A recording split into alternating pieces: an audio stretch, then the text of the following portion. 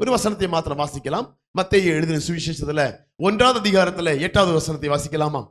மத்தேயு 1:8. ஆசா யோசபாத்தை பெற்றான், ம். யோசபாத் யோராமை பெற்றான், யோராம் உசியாவை பெற்றான், உசியா யோதாபை பெற்றான், யோதாம் ஆகாஸை பெற்றான், ஆகாஸ் எசேக்கியாவை பெற்றான். மத்தேயு 1:19 வாசிக்கல. 1:19 வாசிங்க. சாரி, 1:19. அவள் புருஷனாகிய யோசேப்பு நீதிமானாய் இருந்து அவளை அவமானப்படுத்த மனதில்லாமல் ரகசியமாய் அவளை தள்ளிவிட யோசனையாய் இருந்தான். அவனை ரகசியமாய் தள்ளிவிட யோசனையாய் இருந்தான். பாருங்க, அவள் புருஷனாகிய யோசேப்பு நீதிமானாய் இருந்து அவளை அவமானப்படுத்த மனதில்லாமல் ரகசியமாய் அவளை தள்ளிவிட யோசனையாய் இருந்தான். அல்லேலூயா. ஒரு வசனம் வாசிக்கிறோம். என்னது? அவளை ரகசியமாய் தள்ளிவிட யோசனையாய் இருந்தான். எதனால? அவன் நீதிமானாய் இருந்ததுனால. அல்லேலூயா. இங்க பார்க்கிறோம், அவள் புருஷனாகிய யோசேப்பு நீதிமானாய் இருந்து அவளை அவமானப்படுத்த மனதில்லாமல் ரகசியமாய் அவளை தள்ளிவிட யோசனையாய் இருந்தான். இதுல என்ன நம்ம புரிஞ்சுக்கிறோம் அப்படின்னா, ஆதி நாட்களில் நீதிமானாய் வாழ்ந்தவர்கள் தன் எந்த காரியத்திலும் அவமானப்படுத்த விட மாட்டார்கள். அல்லேலூயா. அந்த ஆதி காலத்துல பாத்தீங்கன்னா அவர்கள் நியாயப்பிரமாணத்தை என்ன பண்ணாங்க? கை கொண்டார்கள். நியாயப்பிரமாணத்தின்படி வாழ்ந்ததுனால நீதிமான்களாய் வாழ்ந்தவர்கள் அவர்கள் பாருங்க, அவள் தன் அவமானப்படுத்த மனதில்லாமல் ரகசியமாய் அவளை தள்ளிவிட யோசனையாய் இருந்தான். அதான் நீதிமானுக்குள்ளே குணம். நீதிமான் என்ன பண்ணணும் அப்படின்னா, அந்த காலத்துல நீதிமானா வாழணும், நீதிமானா இருக்கணும் அப்படின்னா என்ன பண்ணுவாங்க அப்படின்னா, தேவனுடைய கட்டளையின்படியாகவே வாழ்றது. தேவன் என்ன சொல்லியிருக்கிறாரோ அதை எல்லாம் நிறைவேற்றி, தேவன் என்னெல்லாம் செய்ய சொல்லியிருக்கிறாரோ அதெல்லாம் நிறைவேற்றி வாழ்ந்தா மட்டும்தான் நீதிமான். நீதிமான் என்று சொன்ன பழைய ஏற்பாட்டு காலத்துல அவர்கள் தேவன் என்னெல்லாம் நியமித்திருக்கிறாரோ, எப்படியெல்லாம் வாழணும் என்று சொல்லி இருக்கிறாரோ அதன்படியாகவே வாழ்ந்து தன்னை உத்தமனாய் தேவனுக்கு பிரியமானவனாய் வைத்துக் கொள்ளுவதற்கு பேரு தான் நீதிமான். அல்லேலூயா. நீதிமான் என்று சொன்னா சும்மா சாதாரணமாக கொடுக்க முடியாது. அவர்கள் தாய் தகப்பன்மாரை கனம் பண்ண வேண்டிய விதம் எப்படி உழைக்கணும், எப்படி எதை சாப்பிடணும், எதை சாப்பிடக்கூடாது. உபாகமத்தில் பார்த்தீங்கன்னா சொல்லுவார். 11வது அதிகாரம், 12வது அதிகாரம், 13, 14, 15, 16 எல்லா அதிகாரத்திலும் கர்த்தர் மோசேயை நோக்கி, நீ எதை சாப்பிட வேண்டும், எதை நீ உடுத்த வேண்டும், எதை நீ உண்ண வேண்டும், நீ எப்படி குடும்பத்தில் இருக்க வேண்டும், உன் மனைவியை எப்படி நீ நடந்து கொள்ள வேண்டும், மற்ற விபச்சாரம் செய்யக்கூடாது, வேசித்தனம் பண்ணக்கூடாது. ஆமாம், எல்லா காரியத்திலும் 10 கட்டளை குறிச்சிருப்பா. பார்த்தீங்களா? நியாயப்பிரமாணம். இந்த நியாயப்பிரமாணத்தை எல்லாம் நிறைவேற்றுகிறவனுக்கு பேரு தான் நீதிமான். அல்லேலூயா. நியாயப்பிரமாணம் என்ன சொல்லுது? கொலை செய்யாது இருப்பாயாக, விபச்சாரம் செய்யாது இருப்பதாக, என்னது, களவு செய்யாது இருப்பாயாக, தாயின் தகப்பனை கண்ணம் பண்ணணும், எல்லாம் அப்படி ஒவ்வொன்றா சொல்லுது. ஒருத்தன் தப்பு பண்ணிட்டு என்ன பண்ணணும், அதுக்கு பலியாக என்ன சொல்லணும், ஆட்டையும் மாட்டையும் கொண்டு வந்து பலி செலுத்தி அவன் பாவங்கள் மன்னிக்கப்படணும். உடனே தாய் தகப்பனை கண்ணம் பண்ணணும், தன் சகோதரனை இதெல்லாம் சிநேகிக்க, அதாவது தேவையில்லாம இது பண்ணக்கூடாது, ஒருத்தனை இச்சையோடு பார்த்துக்கூடாது, விபச்சாரம் பண்ணிருக்கூடாது. இப்படி நிறைய கட்டளைகளையும் கற்பனைகளினாலும் ஒரு கொடுக்கப்பட்ட காரியம் தான் நியாயப்பிரமாணம். ஏன்னா தேவன் பரிசுத்தம் உள்ளவர். அதனால நீங்களும் பரிசுத்தமாய் மாற வேண்டும். ஒருவேளை நீங்க பரிசுத்தத்திலிருந்து தவறி விட்டீர்கள் என்று சொன்னா, இரண்டாவது பரிசுத்தம் அடைவதற்கு தேவன் சில நியமங்களை வச்சிருக்கிறார், சில காரியங்களை வச்சிருக்கார். என்ன பண்ணணும்? நீ பலி பொருளை கொண்டு வந்து, ஆடா இருக்கட்டும், மாடா இருக்கட்டும், புறாவா இருக்கட்டும், ஒவ்வொரு காரியத்தையும் கொண்டு வந்து அதை என்ன பண்ணுமா? பலி செலுத்தி தன்னை பரிசுத்தமாக்கி கொண்டு தேவனுக்கு பிரியமாய் நீதிமானாய் வாழ வேண்டும். அப்படித்தான் யோசேப்பு பழைய ஏற்பாட்டு காலத்தை பின்பற்றி தான் வந்த. அப்படித்தானே? யோசேப்பு இயேசு வந்து உயிர், அதாவது மரிக்கிற வர நியாயப்பிரமானதா பூமியில் இருந்தது. அப்படித்தானே? அதனால்தான் யோசேப்பு என்ன சொன்னா, அவள் புருஷனாகிய யோசேப்பு நீதிமானாய் இருந்து அவளை அவமானப்படுத்த மனதில்லாமல் ரகசியமாய் அவளை தள்ளிவிட யோசனையாய் இருந்தான். அல்லேலூயா. எவ்வளவு, அதாவது உண்மையாகவே தப்பு பண்ணிட்டு வச்சுங்களேன், அவன் உண்மையாகவே பார்த்தா சந்தேகப்படக்கூடிய ஒரு ஆள் தான். அப்படித்தானே? ஏதாவது மரியாள் வந்து கர்ப்பமாயிருக்கான், உடனே சந்தேகப்பட்டு என்ன பண்ணணும்? உண்மையாக சொல்றது. ஏன்னா அவள் தெரியும், அந்த காலத்துல நியாயப்பிரமாணம் இருந்த காலத்துல ஒருத்தன் வந்து தவறான முறையில அல்லது அவன் கர்ப்பம் ஆணே இல்லாம கர்ப்பம் ஆயிட்டா அப்படின்னா ஒரு பாவம், ஒரு தவறானது. ஆனா அது நியாயமானது. நியாயப்பிரமாணத்தின்படி அவள் தண்டிக்கப்பட வேண்டியவள். சொல்லப்பட கல்லெறிஞ்சு கொண்டுருவாங்க. இப்படி விபச்சாரம் பண்ணக்கூடிய, வேசித்தனம் பண்ணக்கூடிய நபர்கள் என்ன பண்ணிடுவாங்க? கல்லெறிஞ்சுதான் கொள்ளணும். என்ன, நீங்க தப்பு பண்ணி கடவுளுக்கு அருவருப்பான காரியத்தை நீங்க செய்ய ஆரம்பிச்சிட்டீங்கன்னா கல்லெறிந்தான் கொள்ளுவாங்க. அது நியாயப்பிரமாண காலம். அப்படி இவன் ஆலோசனை சங்கத்துக்கு முன்பாய் நின்று, அதாவது ஆசாரியர்களுக்கு முன்பாய் கொண்டு காண்பித்து இவன் தப்பா இருக்கிறா சொல்லி அவமானப்படுத்தி இவளை தள்ளி விடுவதற்காகவோ இவளை கொல்லுவதற்காக முயற்சி பண்ணாம இவன் நீதிமானாய் இருந்தபடியினாலே தன் மனைவியாய் நியமிக்கப்பட்ட மரியாள் அவன் கர்ப்பவதியாய் இருப்பதனால இவன் அதாவது இவனால நீதிமானாய் இருந்ததுனால அவமானப்படுத்த எண்ணாமல். அப்படின்னா நீதிமானுக்குள்ள குவாலிட்டி என்ன அப்படின்னா, யாரையும் அவமானப்படுத்த மாட்டாங்க, யாரையும் விட்டு கொடுக்க, அதாவது பரவாயில்ல விட்டுட்டு போயிடலாம், பரவாயில்ல மன்னிச்சிடுவோம், பரவாயில்ல அப்படின்னு சொல்லி எதெல்லாம் இழந்து கொண்டு வர்றாங்களோ அவங்களுக்கு பேர் தான் நீதிமான். நீதிமான்னா சகிச்சு கொள்ளக்கூடிய தன்மை இருக்கணும். நீதிமான்னா கொஞ்சம் விட்டு கொடுக்கக்கூடிய தன்மை இருக்குது. சிலதை அவமானப்படுத்துறதுக்கு நம்ம காரணம் இல்லாமே என்ன பண்ணுவோம், அவமானப்படுத்துவோம். அப்படித்தானே? அவங்க அப்படியாமா கேள்வியே பட்டிருக்க மாட்டோம், என்ன பண்ணுவோம், இல்லாதெல்லாம் தூட்டிட்டு இருப்போம். அப்படித்தானே? அவங்க உண்மையை செய்திருக்க மாட்டாங்க, செய்யாத காரியத்தை அவர்களுக்கு என்ன பண்ணுவோம், அவங்க அப்படி பண்ணிட்டாங்களா இப்படி பண்ணிட்டாங்களா 4 பேருக்கு முன்பாக சொல்லி அவர்கள் அவமானப்படுத்துவதற்கு நாம் தீவிரமா இருக்கிறோம். ஆனா நீதிமானா இருந்தவன் அவன் அவமானப்படுத்துறதுக்கு காரணம் இருக்குது. உண்மையாகவே அவள் கூடி வரும் முன்னே கர்ப்பவதியாயிருக்கிறாள் யாரு, மரியாள். உடனே அவன் அவமானப்படுத்துவதற்கான எல்லா சூழ்நிலையும் நியாயமான காரணங்கள் எல்லாமே இருந்த போதும் அவன் நீதிமானா இருந்தபடியினாலே என்ன பண்ணலையா, அவமானப்படுத்த நின்னாம அவள் ரகசியமாய் தள்ளிவிட மனதாயிருந்தான். அல்லேலூயா.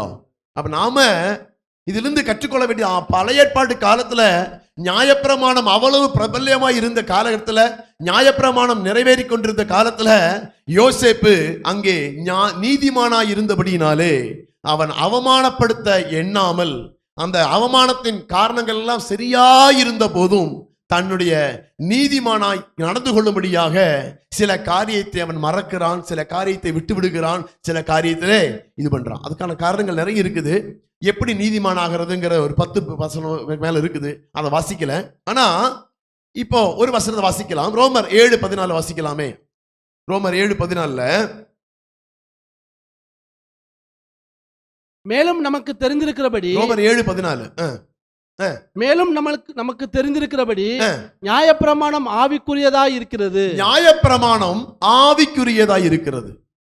மேலும் நாம் தெரிந்திருக்கிறபடி நியாயப்பிரமாணம் எதை குறிக்கிறது என்று சொன்னா, நியாயப்பிரமாணம் ஆவிக்குரியதா இருக்கு, தேவனுக்கு பிரியமானதா இருக்கிறது, தேவனோடு கூட உறவாட வைக்கிறதா இருக்கிறது, தேவனுடைய சமூகத்துல நீதிமானாய் மாற்றி தேவனோடு கூட அந்த பரிசுத்தமாய் வாழுவதற்கு ஏதுவான காரியத்தை செய்விக்கிறதா நியாயப்பிரமாணம். நியாயப்பிரமாணம் என்று சொன்னா, ஒருவன் பாவத்தோடு கடவுளை பார்க்க முடியாது. அந்த பாவத்துக்கு பிராயச்சித்தம் செய்து அவருக்கு தேவையான பலிகளை செலுத்தி இவன் நீதிமானாய் மாறும் போதுதான் கடவுளுக்கு பிரியமானமாய் வாழுகிறான், ஆவிக்குரியவனாய் மாறுகிறான். இப்ப சொல்ல போனா, இப்ப நம்ம கணக்கின்படி நம்ம ஆவிக்குரியவர்கள் அப்படின்னா தேவனுக்கு பிரியமான பிள்ளைகளாய் மாறுவதற்கு உதவியாய் இருப்பது என்ன அப்படின்னு நியாயப்பிரமாணம். மேலும் நமக்கு தெரிந்திருக்கிறபடி நியாயப்பிரமாணம் ஆவிக்குரியதாய் இருக்கிறது. அப்ப ஆவியா அந்த நியாயப்பிரமாணம் எதுக்கு கடவுள் கொடுத்தார் அப்படின்னா, அவரோட குவாலிட்டியை மெயின் பண்றதுக்கு. அவரோட பிரியமான, அவன் பாவியாய் இருந்தா நியாயப்பிரமாணத்தின்படி அவன் சுத்திகரித்து கொண்டு அவன் பாவமெல்லாம் கழுவப்படும் போது நீதிமானாய் மாற்றப்படுகிறான். நீதிமானுக்கும் தேவனுக்கும் தான் உறவை தவிர நீதிமானுக்கும் பாவிக்கும் உறவில்லை. புரியுதா? நீதிமானுக்கும் பாவிக்கும் உறவில்லைங்க. ஆனா எதனால? ஒருத்தன் பாவம் செய்து விட்டால் அவன் பாவியாய் மாறி விடுகிறான். உடனே இந்த பாவத்திலிருந்து நீங்கப்படுவதற்கு அந்த நியாயப்பிரமாணம் சொல்லி இருக்குது. ஒருவன் தகப்பனை அடித்தால் என்ன பண்ணணும், ஒருத்தன் தேவையில்லாம விபச்சாரம் பண்ணனா என்ன பண்ணணும், ஒருத்தன் திருடினா என்ன பண்ணணும், கொலை செய்தால் என்ன பண்ணணும், ஒருத்தன் நியாயமாய் வாழாம என்ன தப்பு பண்ணிட்டா என்ன பண்ணணும், நியாயப்பிரமாணத்தின்படி அவன் தண்டிக்கப்பட்டு அவன் அந்த பாவத்திலிருந்து மீட்கப்பட்டா அவன் நீதிமானாய் மாற்றப்படுவான். அதனாலதான் நம்ம சொல்ற நியாயப்பிரமாணம் ஆவிக்குரியதா இருக்கிறது. நானோ பாவத்துக்கு கீழாக விற்கப்பட்டு மாம்சத்துக்குரியவனாய் இருக்கிறேன். அங்க பவுல் சொல்றாரு, நியாயப்பிரமாணம் ஒவ்வொரு மனுஷனையும் ஆவிக்குரியவனாய் மாற்றுகிறது. நியாயப்பிரமாணம் செய்யும் போது ஒவ்வொருவனும் ஆவிக்குரியவனாய் மாறுகிறான். ஆனா நானோ பாவத்துக்காக கீழாக விற்கப்பட்டு மாம்சத்துக்குரியவனாய் இருக்கிறேன். என்னால நியாயப்பிரமாணத்தை கடைபிடிக்க முடியல. ஏன்னா அடிக்கடி பாவம் செய்து கொண்டிருக்கிறேன், அடிக்கடி விழுந்து கொண்டிருக்கிறேன். இந்த நியாயப்பிரமாணத்தின்படி வாழ்ந்தா மட்டும்தான் ஒரு தன் நீதிமானாய் மாற்றப்படணும். அதுக்கு நிறைய விலைக்கிரயம் செலுத்த வேண்டும். ஒவ்வொரு தவறு செய்யும் போதும் ஆடுகளை கொண்டு வர வேண்டும், மாடுகளை கொண்டு வர வேண்டும், புறாக்களை ஆடுகளை கொண்டு வந்து பலியிட்டு தன்னுடைய, அதனால தான் நியாயப்பிரமாண காலத்துல பார்த்தீங்கன்னா கடைபிடிப்பது ரொம்ப கடினமான காரியம். அதனால தான் நியாயப்பிரமாணம் ஒவ்வொரு மனுஷனையும் ஆவிக்குரியவனாய் நிலைநிறுத்துவதற்கு செய்யப்பட்ட கிரியைகள். செய்யப்பட்ட காரியங்கள், செய்யப்பட்ட இன்னைக்கு நடந்து வான்னு சொல்லி கஷ்டப்பட்டு நடந்து போய் என்ன பண்றாங்க, தேவனுக்கு பிரியமாய் நடக்க வேண்டும் என்று நடந்து காண்பிக்க வேண்டும் என்று சொல்லி என்ன பண்றாங்க, கஷ்டப்பட்டு நடந்து வர்றாங்க. அது எதுக்கு காண்பிக்கிறாங்க, இப்படி செய்தா தான் கடவுள் என்னை மன்னிப்பாரு, என்னை வந்து ஏற்றுக்கொள்வாரு அப்படின்னு அவங்க நினைச்சிட்டு இருக்கிறாங்க. ஆனா தேவன் அப்படி அல்ல. அது அந்த நியாயப்பிரமாணம் ரொம்ப கடினமானது. அதனால தான் சொல்றாரு, நியாயப்பிரமாணம் ஆவிக்குரியதா இருக்கிறது, நானோ பாவத்திற்காக கீழாக விற்கப்பட்டு மாம்சத்துக்குரியவனா இருக்கிறேன். ரோமர் 8:3 கூடி வாசிக்கலாம். ரோமர் 8:3 அது எப்படி எனில் மாம்சத்தினாலே பலவீனமாய் இருந்த நியாயப்பிரமாணம், மாம்சத்தினாலே பலவீனமாய் இருந்த நியாயப்பிரமாணம் செய்யக்கூடாததை தேவனே செய்யும்படிக்கு, செய்யக்கூடாது, அதாவது பலவீனமாய் இருந்த மாம்சத்தினாலே பலவீனமாய் இருந்த நியாயப்பிரமாணம் செய்யக்கூடாததை தேவனே செய்யும்படிக்கு தம்முடைய குமாரனை பாவ மாம்சத்தின் சாயலாகவும், தம்முடைய குமாரனை பாவ மாம்சத்தின் சாயலாகவும் பாவத்தை போக்கும் பலியாகவும் அனுப்பி, பாவத்தை போக்கும் பலியாகவும் அனுப்பி மாம்சத்திலே பாவத்தை ஆக்கினைக்குள்ளாக தீர்த்தார். மாம்சத்திலே பாவத்தை ஆக்கினைக்குள்ளாக தீர்த்தார். அல்லேலூயா. இங்க பாருங்க, அதனால தான் நியாயப்பிரமாணம் மூலமாய் நாம் செய்ய வேண்டிய, நம் நீதிமானாய் மாற்றப்பட வேண்டிய காரியத்தை தேவன் என்ன செய்யறாருன்னா, அது பாவமாய் இருந்து நம்ம மேற்கொள்ள முடியாத, செய்ய முடியாத அநேக காரியமா இருக்கிறதுனால நியாயப்பிரமாணம் ஒரு பெரிய சடங்குகளாகவும் சம்பிரதாயங்களாகவும் சிறிய காரியமாய் செய்தா மட்டும்தான் ஒரு மனுஷன் நீதிமானாய் மாற்ற முடியும். அதனால நீதிமானாய் மாறுறது ரொம்ப கஷ்டம். அப்படி நீதிமானாய் வாழ்ந்தவர்கள் ரொம்ப குறைவு. அதனால நாம என்ன பண்ணணும் அப்படின்னா, அப்படி அதை எப்படி எனில் மாம்சத்தினாலே பலவீனமாயிருந்த நியாயப்பிரமாணம் செய்யக்கூடாததை தேவனே செய்யும்படிக்கு தம்முடைய குமாரனை பாவ மாம்சத்தின் சாயலாகவும் பாவத்தை போக்கும் பலியாகவும் அனுப்பி மாம்சத்திலே பாவத்தை ஆக்கினைக்குள்ளாக தீர்த்தார். அல்லேலூயா. அதாவது நீ பலி செலுத்தி, நீ அங்க அதை பண்ணி இதை நிறைய காரியத்தை செய்தா தான் ஒரு மனுஷனுடைய பாவங்கள் மன்னிக்கப்படும். இப்படி பாவத்தை மன்னிச்சு நீதிமானை மாற்றுவதுதான் நியாயப்பிரமாண காலத்தின் மிக முக்கியமான வேலை. ஆனா பிதாவாகி தேவன் பார்க்கிறாரு, அவருக்கு தெரியுது பாருங்க, மாம்சத்தினாலே பலவீனமாயிருந்த நியாயப்பிரமாணம். அதாவது முதல் வசனத்தை வாசிக்கிறோம், 7:14 கூடி வாசிக்கலாம். இது ரோமர் 7:14 என்ன போட்டிருக்குது, இப்படி நான் விரும்பாததை செய்கிறவனாய் இருக்க நியாயப்பிரமாணம் நல்லதென்று ஒத்துக்கொள்கிறேனே. 7:14 மேலும் நமக்கு தெரிந்திருக்கிறபடி நியாயப்பிரமாணம் ஆவிக்குரியதா இருக்கிறது, நானோ பாவத்துக்கு கீழாக விற்கப்பட்டு மாம்சத்துக்குரியவனா இருக்கிறேன். என்னால அந்த நியாயப்பிரமாணத்தை நிறைவேற்ற முடியாது. என்னால அவ்வளவு காஸ்ட்லியா, என்னால அவ்வளவு பிரியமா, அதை அவ்வளவு இதா பண்ண முடியாது. ஏன்னா நான் மாம்சத்துக்குரியவனா இருக்கிறேன். நானோ பாவத்துக்கு கீழாக விற்கப்பட்டு மாம்சத்துக்குரியவனா இருக்கிறதுனால பிதாவாகிய தேவன் என்ன பண்ணாருன்னா, 8 வாசிக்கலாம், 8:3 அது எப்படி எனில் மாம்சத்தினாலே பலவீனமாயிருந்த நியாயப்பிரமாணம், மாம்சத்தினாலே பலவீனமாயிருந்த நியாயப்பிரமாணம் செய்யக்கூடாததை தேவனே செய்யும்படிக்கு, தம்முடைய குமாரனை பாவ மாம்சத்தின் சாயலாகவும், தம்முடைய குமாரனை பாவ மாம்சத்தின் சாயலாகவும் பாவத்தை போக்கும் பலியாகவும் அனுப்பி, மாம்சத்திலே பாவத்தை ஆக்கினைக்குள்ளாக தீர்த்தார். ஆமென். மாம்சத்திலே பாவத்தை ஆக்கினைக்குள்ளாக தீர்த்தார். அதனால நியாயப்பிரமாணம் செய்ய வேண்டிய எல்லா காரியத்தையும் இயேசு உங்களுக்காகவும் எனக்காகவும் செய்து விட்டார். அல்லேலூயா. ஒருத்தன் பலி செலுத்தி, ஒருத்தன் அப்படி அதை பல்ல பண்ணி தான் நீதிமானாய் மாற்றப்பட முடியும் என்று சொல்ல பெரிய ப்ராசஸ இயேசு நமக்காய் பிதாவாகி தேவன் தன் குமாரன் மூலமாக எல்லாவற்றையும் நீக்குகிற பாவ நிவாரண பலியாக ஒரே காரியத்தினால எல்லாம் மன்னிக்கப்படக்கூடிய ஒரு கிருபையை நமக்கு கொடுக்கும்படியாக இந்த நியாயப்பிரமாணம் சுற்றி வளைச்சு பண்ணக்கூடிய பெரிய மாம்சத்தினால செய்ய முடியாத நிறைய பாவம், நிறைய கிரியைகள், அதெல்லாம் இயேசுவின் மூலமாய் உங்களுக்கும் எனக்கும் கர்த்தர் செய்து முடித்தார். அல்லேலூயா. அதனால தான் ஒரு வசனம் கூடி வாசிக்கலாம், மத்தேயு 9:13 வாசிக்கலாம். 9:13 அதனால இயேசு சொல்லுவாரு, மத்தேயு 9:13 பலியை அல்ல இரக்கத்தையே விரும்புகிறேன் என்பதின் கருத்து இன்னதென்று போய் கற்றுக்கொள்ளுங்கள். ஆமா, பலி அல்ல இரக்கத்தையே விரும்புகிறேன் என்பதின் கருத்து இன்னதென்று போய் கற்றுக்கொள்ளுங்கள். அல்லேலூயா. அப்ப பலியை ஏன் இயேசு சொல்றாரு, பலி அல்ல இரக்கத்தை கற்றுக்கொள்ள விரும்புகிறேன்னா, நீ நியாயப்பிரமாணத்தின் காலத்தின்படியாய் வாழ்ந்தா நீ பலி செலுத்தித்தான் நீ நீதிமானாய் மாற்றப்பட முடியும். ஆனா பலி அல்ல இரக்கத்தையே விரும்புகிறேன் என்பதின் கருத்து இன்னதென்று போய் கற்றுக்கொள்ளுங்கள். நீதிமான்களை அல்ல பாவிகளையே மனம் திரும்புகிறதற்கு அழைக்க வந்தேன் என்றார். பாவிகளையே மனம் திருப்பதற்கு அழைக்க வந்தேன். அல்லேலூயா.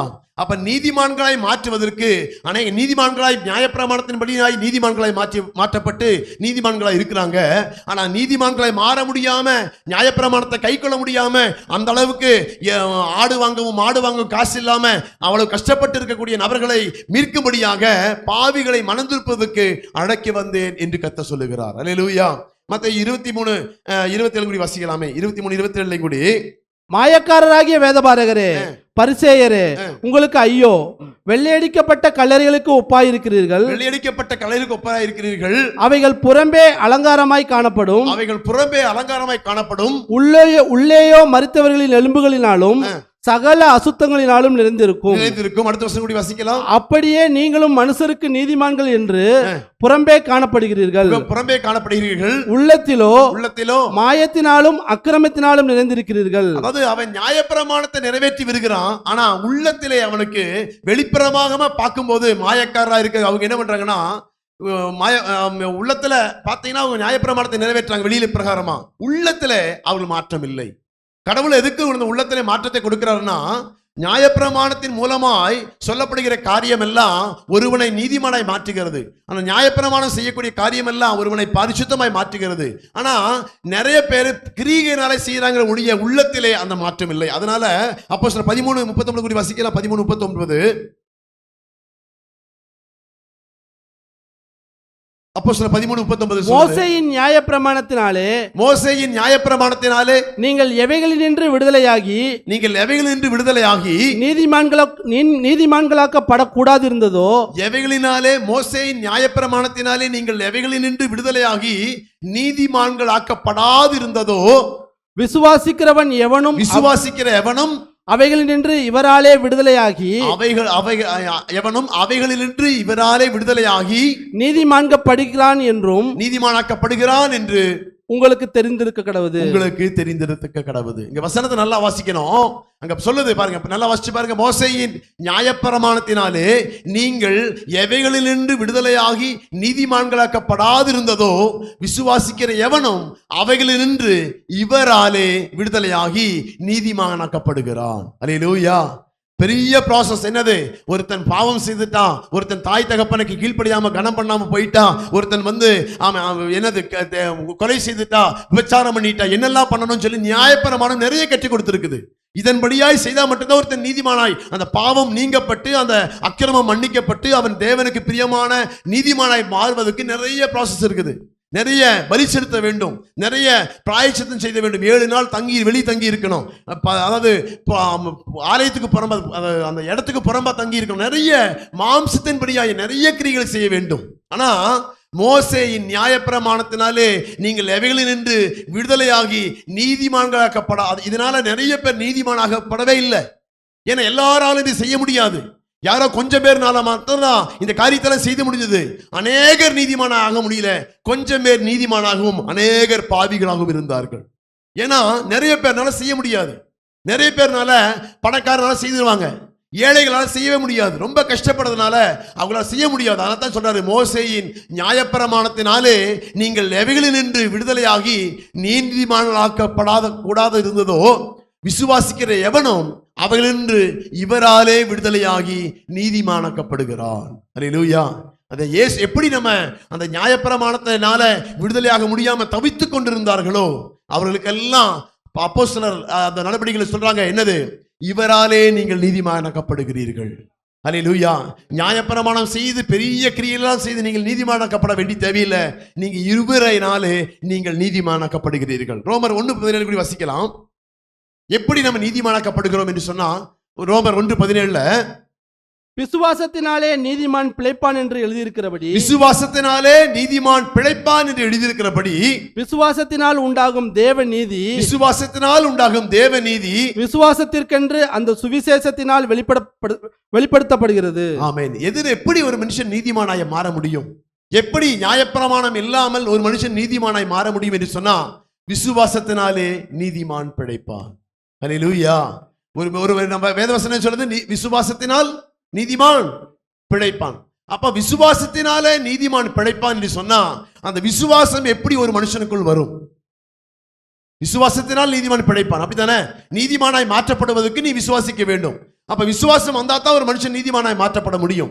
எப்படி அந்த மனுஷன் விசுவாசிக்க முடியும்?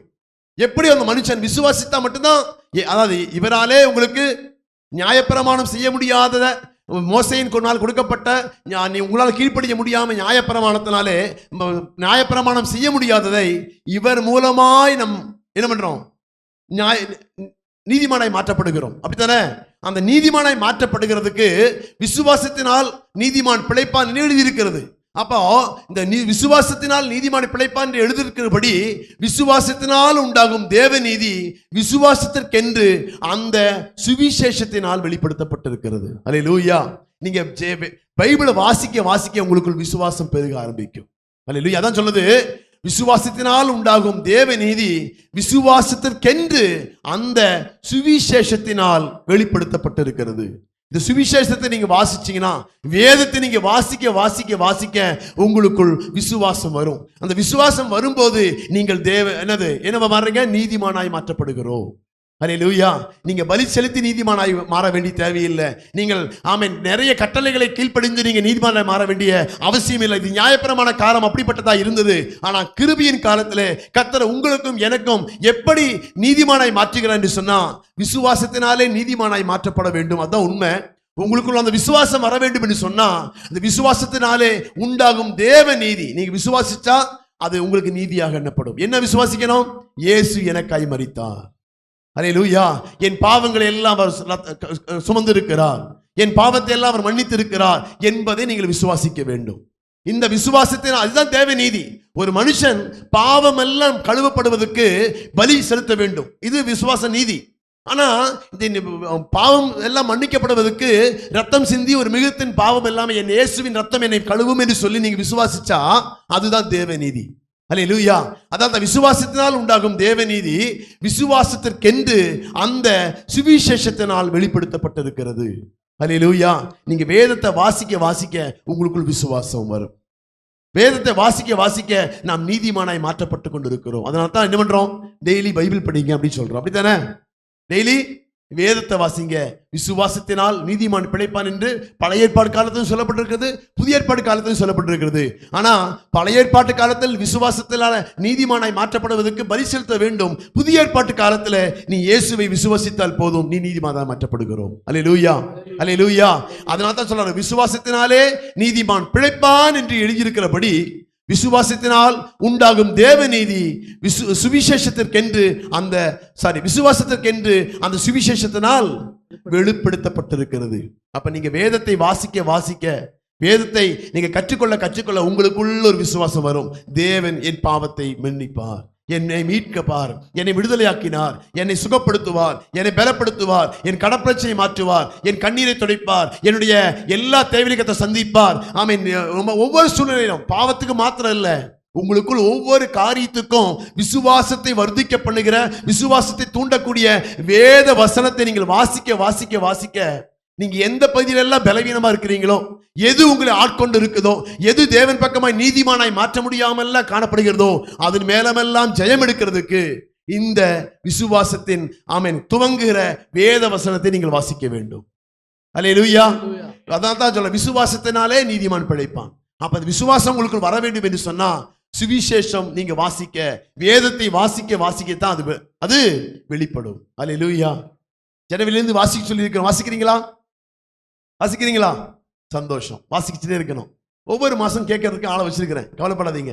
நீங்க வாசிச்சாலும் வாசிக்க விட்டாலும் எவ்வளவு வாசிக்கிறீங்க அப்படின்னு கேட்கறதுக்கு உங்க கால் வரும்.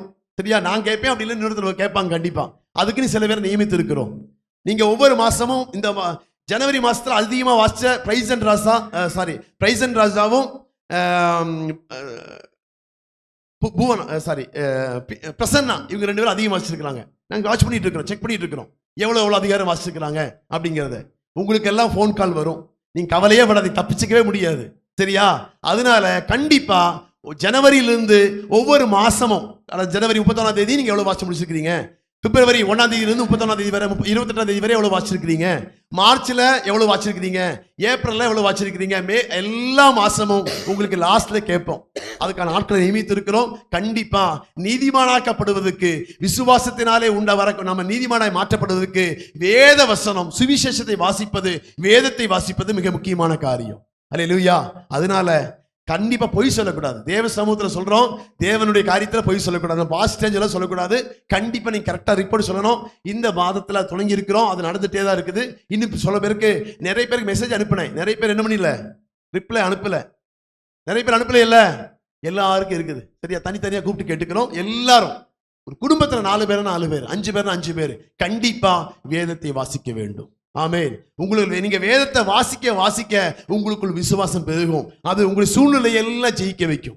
உங்க வேலையில பிரச்சனையா, நீங்க பைபிள் எடுத்து படிச்சு பாருங்க. அந்த வேலையிலிருந்து பிரச்சனையிலிருந்து மாற்றக்கூடிய ஒரு சொல்யூஷனை அந்த வேதம் உங்களுக்கு தரும். அல்லேலூயா. பாவத்துல இருந்து விடவிடப்படலையா, நீங்க வேதத்தை வாசிங்க. அந்த விசுவாசம் உங்களுக்குள்ள வந்து பாவத்தை ஜெயிக்கக்கூடிய வல்லமை தரும். வியாதியோடு இருக்கிறீங்களா, நீங்க வேதத்தை வாசிங்க.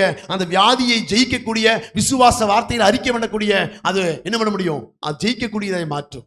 அதனால தான் யோபு சொன்னாரு, அவனுடைய எல்லாமே எதை நம்பி இருந்தான் தெரியுமா, தேவனை நம்பி இருந்தான். உத்தமனும் சன்மார்க்கனும் நீதிமானும் தேவனுக்கு பயந்த ஒரு நீதிமான் என்று வேதம் சொல்ல காரணம் என்ன தெரியுமா, அவன் செல்வத்தின் மேல் நம்பிக்கை இல்லை, அவன் பொருட்கள் மேல் நம்பிக்கை இல்லை, அவன் ஆஸ்தியுடையவனாய் இருந்தான், அந்தஸ்துடையவனாய் இருந்தான். எதன் மேலும் நம்பிக்கை இல்லை. யார் மேல் நம்பிக்கை இருந்தான், தேவன் மேல் நம்பிக்கை இருந்தான். அதனால தான் எல்லாம் போன போதும் அவன் சொன்னான், தேவன் கொடுத்தார், தேவன் எடுத்தார். அந்த விசுவாசம் தேவன் மேலே இருந்தது. அவன் செல்வத்தின் மேலோ, அவன் பொருளின் மேலோ, அவன் ஆஸ்தியின் மேலோ, அவன் பதவியின் மேலோ இல்லை, தேவன் மேலே இருந்ததுனால தான் என்ன சூழல் வந்த போதும் இயேசுவின் அன்பை விட்டு அவன் பிரிக்க முடியல. கர்த்தருடைய அன்பை விட்டு அவனை பிரிக்க முடியல. அந்த அவ்வளவு மாறுறதுக்கு காரணம் என்ன தெரியுமா, அவன் வேத பிரமாணத்தை கற்றுக் கொடுத்து அந்த நியாயப்பிரமாணத்தின் படியாகவே தன்னை நீதிமானாய் மாற்றுவதற்கு எல்லா காரியத்தையும். அதனால தான் தன் பிள்ளைகள் எல்லாம் விருந்து செய்யும் போது இவன் முடிஞ்சதுக்கு அப்புறம் என்ன பண்ணுவானா, வரி செலுத்துவானாமா. ஏன்னா ஒருவேளை என் பிள்ளைகள் தவறு செய்திருப்பார்கள், அந்த தவறுகள் எல்லாம் மன்னிக்கப்பட வேண்டும் என்று சொல்லி யோபு தன் பிள்ளைகளுக்காக என்ன பண்ணுவானா, வரி செலுத்துவானாமா. அப்போ நியாயப்பிரமாணத்தின் படியாக தன்னை பரிசுத்தமாய் தன் குடும்பத்தையும் தன்னையும் காத்துக் கொண்டு வந்தான் யோபு. அல்லேலூயா. அதனால தான் அவன் முழு நம்பிக்கையும் கடவுள் மேல இருந்தது, முழு நம்பிக்கையும் தேவன் மேல இருந்தது. அவன் சொத்தின் மேலேயோ, சுகத்தின் மேலேயோ, பலத்தின் மேலேயோ இல்ல, எல்லாமே எங்கிருந்தது, கர்த்தர் மேல இருந்தது. அதனால தான் அவன் எடுத்துக்கொள்ளப்பட்ட போதும் கர்த்தர் கொடுத்தார், கர்த்தர் எடுத்தார் என்று சொல்ல அந்த மனசு வர காரணம், அவன் தேவன் மேலே மாத்திரம் என்ன பண்ணிருந்தான், நம்பிக்கையா இருந்தான். இன்னைக்கு நாம எதிரெதிர் மேலேயோ நம்பிக்கை வச்சிருக்கிறோம். அதனால தான் ஏதாச்சும் ஒன்று போச்சுன்னா போதும் அப்படியே ஆஃப் ஆகி போயிடுறோம். அப்படியே என்ன இது, நம்முடைய விசுவாசம் எல்லாம் அப்படியே ஆஃப் ஆகி போயிருது. ஆனா இந்த விசுவாசத்தை வர்த்திக்க பண்ண நீங்க வேதத்தை வாசிக்க வாசிக்க நீங்க சோர்ந்து போக மாட்டீங்க. இடையில ஒருத்தர் தள்ளி கொடுக்க வேண்டிய தேவையில்லை. நீங்க வேதத்தை வாசிக்க வாசிக்க ஒவ்வொரு நாளும் உங்களை நிலைநிறுத்த பண்ணுகிற அந்த வேதம் தான். அல்லேலூயா. அதனால ஒரு வசனத்தை கூடி வாசிக்கலாம். ரோமர் 3:24 கூடி வாசிக்கலாமே. இலவசமாய் அவருடைய கிருபையினாலே, இலவசமாய் அவருடைய கிருபையினாலே கிறிஸ்து இயேசுவில் உள்ள மீட்பை கொண்டு, கிறிஸ்து இயேசுவில் உள்ள மீட்பை கொண்டு நீதிமான்களாக்கப்படுகிறார்கள். ஆமென். நீதிமான்களாக்கப்படுகிறார்கள் இலவசமாய் கிருபையினாலே. நியாயப்பிரமாணம் செய்து அந்த பெரிய பலியெல்லாம் செலுத்தாம நான் உங்களுக்கும் எனக்கும் நீதிமானாய் மாற்றப்படுகிற கிருபை எது கொடுத்துக்காம இலவசமாய் கிருபையினாலே கிறிஸ்து இயேசுவில் உள்ள மீட்பை கொண்டு நீதிமானாக்கப்பட்டிருக்கிறோம். அல்லேலூயா. பாருங்க, அந்த காலத்துல எவ்வளவோ விலைக்கிரமாய் கொடுத்த அந்த காரியம் இலவசமாய் கிருபையினாலே நீங்களும் நானும் நீதிமானாக்கப்பட்டிருக்கிறோம். அல்லேலூயா. தேவனுக்கு பிரியமான பிள்ளைகளாய் மாற்றப்பட்டிருக்கிறோம். எவ்வளவுதான் தவறு செய்திருக்கிறோம், நாம் அங்க பக்கம் போறதுக்கே தகுதி இல்லாத பிள்ளைகளாய் இருக்கும்போது இயேசு சொல்றாரு, அவராலே நமக்கு என்ன பண்றோம், நீதிமானாக்கப்படுகிறோம். எப்படி என்றுனா இலவசமாய் கிருபையினாலே நீங்களும் நானும் நீதிமானாக்கப்பட்டிருக்கிறோம். இயேசுவின் ரத்தத்தினாலதான் அவரை விசுவாசிக்கும் போது என்னுடைய பாவத்துக்காய் இயேசு மரித்திருக்கிறார்.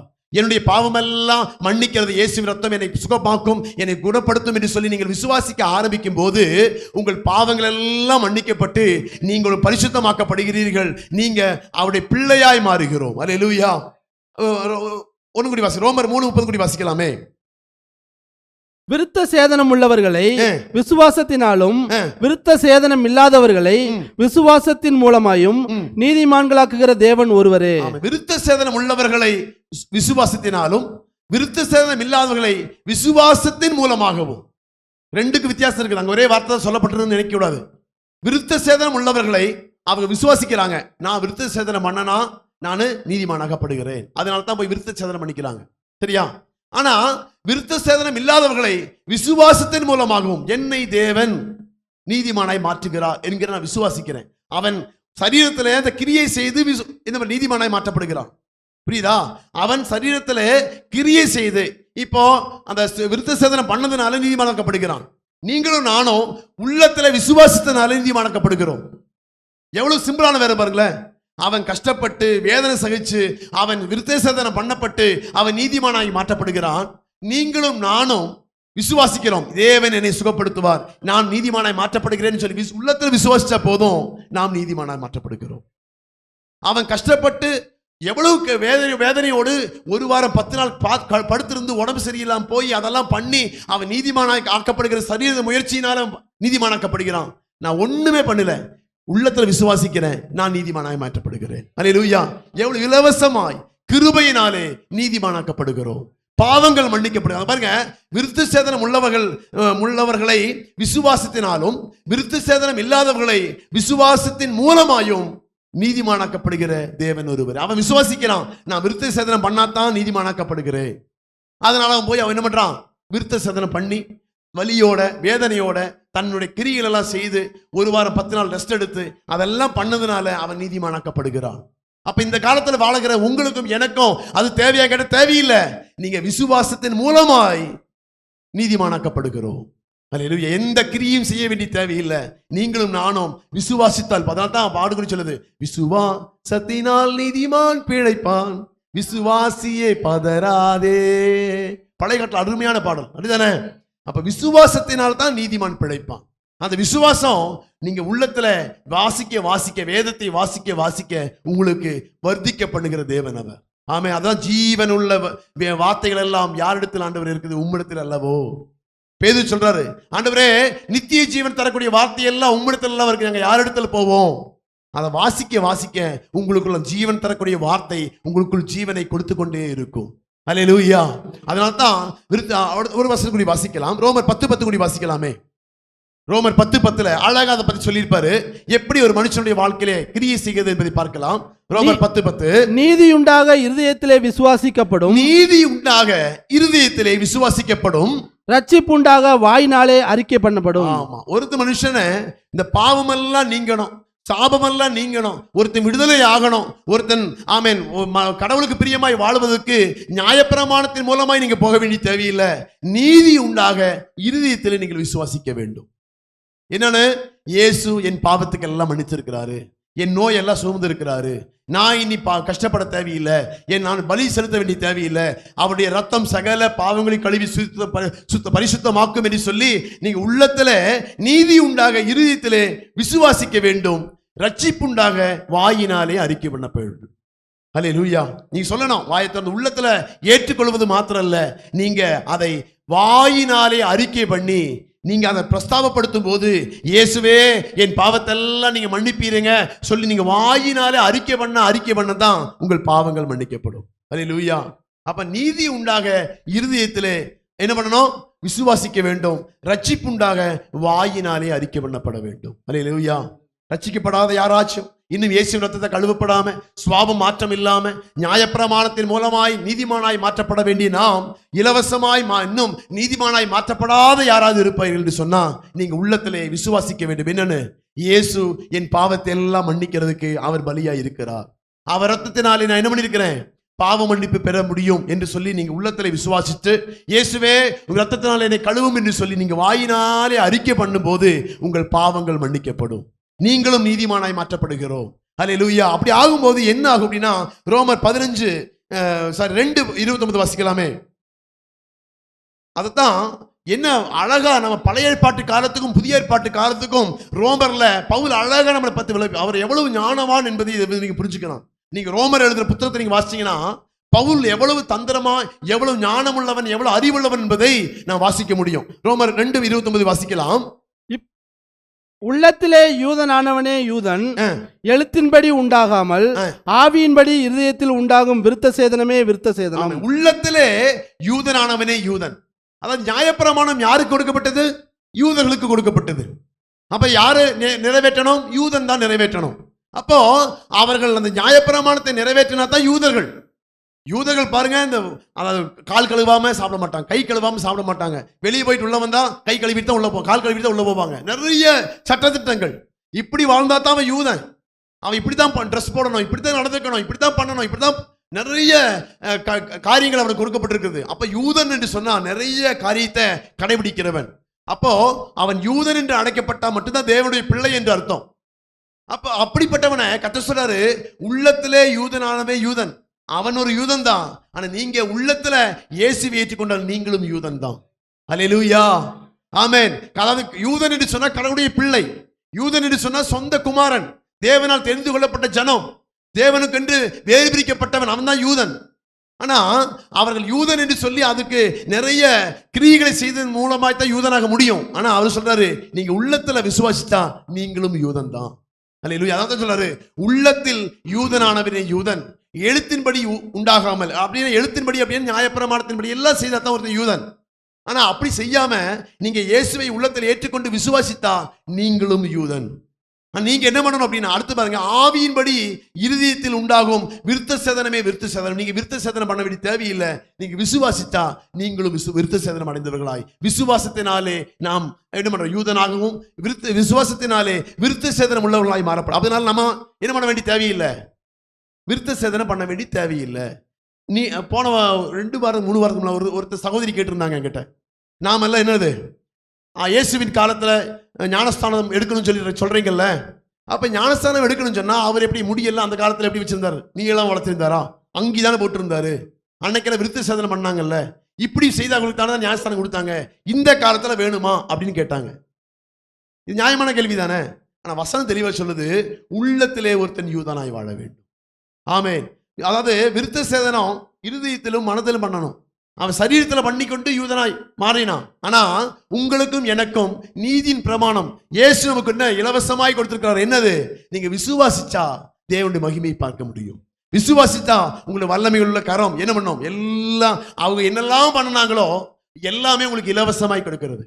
அல்லேலூயா. இதை உங்களுக்கு இன்னும் கொஞ்சம் புரியும்படியா சொல்றேன்.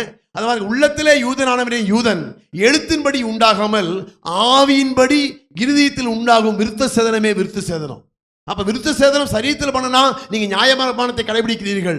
ஆமென். அதே சமயம் நீங்க அந்த விருத்த சேதனத்தை உள்ளத்துல ஏற்றுக்கொண்டீங்கன்னா நீங்க கிருபையின்படி இயேசுவினாலே இலவசமாய் நீங்கள் விருத்த சேதனம் அடைகிறீர்கள். அல்லேலூயா. அதான் இப்படிப்பட்ட புகழ்ச்சி மனுஷனால இல்லை, தேவனாலே வரும் என்று அங்கே சொல்லுகிறது. அல்லேலூயா. அப்போஸ்தலர் 7:51 வாசிக்கலாம். வேண்டாம், உபாகமம் ரோமர் 10:5 வாசிக்கலாமே. ரோமர் 10:5. மோசே நியாயப்பிரமாணத்திலாகும் நீதியை குறித்து இவைகளை செய்கிற மனுஷன் இவைகளால் பிழைப்பான் என்று எழுதியிருக்கிறான். மோசே நியாயப்பிரமாணத்தினால் ஆகும் நீதியை குறித்து இவைகளை செய்கிற மனுஷன் இவைகளாலே பிழைப்பான் என்று எழுதியிருக்கிறான். மோசே எழுதியிருக்காரு, மோசே நியாயப்பிரமாணத்தினால் ஆகும் நீதியை குறித்து, நியாயப்பிரமாணம் செய்யும் போது அவருக்குரிய நீதி, அதனால ஒரு மனுஷன் நீதிமானாய் மாற்றப்படுகிறான். ஒருத்தன் பாவம் செய்தால் இந்த நியாயப்பிரமாணத்தை செய்யணும், அதனால அவன் நீதி உண்டாகும், அதனாலே இவன் நீதிமானாய் மாற்றப்படுகிறான். புரியுதா? ஒருத்தன் நியாயப்பிரமாணத்தின்படி தவறு செய்துட்டான்னு வச்சுக்குவோம், அப்போ இவன் நீதி செய்யணும். என்னது, இதெல்லாம் பிரயாசித்தம், நீ ஆட்டம் வந்து பலி செலுத்து, அப்போ பாவங்கள் மன்னிக்கப்படும் போது நீ நீதிமானாய் மாறுவ. இதுதான் நீதி. கடவுள் வச்சிருக்கிற ரத்தம் சிந்து இல்லாமல் பாவ மன்னிப்பு இல்லை, பழைய காலத்தில் கொடுக்கப்பட்ட நீதி. அப்ப ரத்தம் சிந்தப்படுவதற்கு ஒரு பலி மிருகம் பலியிடப்பட வேண்டும். அப்போ உன் பாவங்கள் மன்னிக்கப்படும், மறைக்கப்படும், மன்னிக்கப்படுவது மறக்கப்படும். இப்போ ஒரு ஓட்டையை வச்சுக்குவோம், ஓட்டை என்ன பண்ணுவோம், பேப்பரை வச்சு அடைக்கிறோம் இல்ல, அது மாதிரி மறைக்கப்படுறது. ஒரு அழுக்காயிடுச்சு அப்படின்னா சிக்கரை வச்சு ஒட்டுறாங்கல்ல, அது மாதிரி மறைக்கப்படும் பாவம். அப்ப இயேசு பார்க்கும்போது அந்த அழுக்கு தெரியாது, ஏதோ வேற வச்சு மறைச்சிருப்பாங்க. அந்த மாதிரி நியாயப்பிரமாணம் செய்யும் போது ஒரு மனுஷனுடைய பாவம் கழுவப்படாது, மறைக்கப்படும். அதனால்தான் மோசே நியாயப்பிரமாணத்தினாகும் நீதியை குறித்து இவைகளை செய்கிற மனுஷன் இவைகளாலே பிழைப்பான் என்று எழுதியிருக்கிறது. அடுத்த வசனம் 6. விசுவாசத்தினாலாகும் நீதியானது கிறிஸ்துவை இறங்கி வர பண்ணும்படி பரலோகத்துக்கு ஏறுகிறவன் யார்? பரலோகத்துக்கு ஏறுகிறவன். அப்போ இந்த நியாயப்பிரமாணம் என்ன பண்ணும் அப்படின்னா, இது மோசேயினால் கொடுக்கப்பட்டது.